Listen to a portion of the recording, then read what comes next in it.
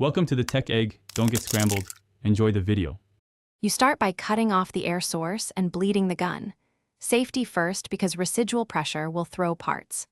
Once done, remove the nozzle and air fitting using 7/13mm tools and place small parts in a tray so nothing disappears.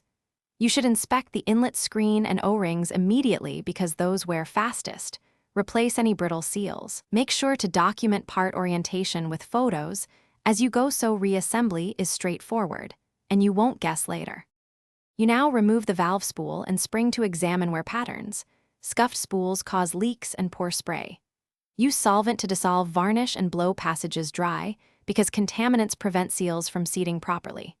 Replace any nicked seats or O-rings with exact size parts and lightly lubricate with manufacturer-recommended oil so movement is smooth. Too much grease attracts grit.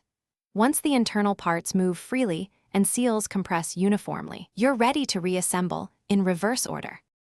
You reassemble the gun carefully, aligning the spool and spring exactly as photographed, and tighten fittings to specified torque so threads and seals seat properly. Then pressurize slowly while holding the gun over a drain. Listen and feel for leaks, and cycle the trigger to confirm smooth operation.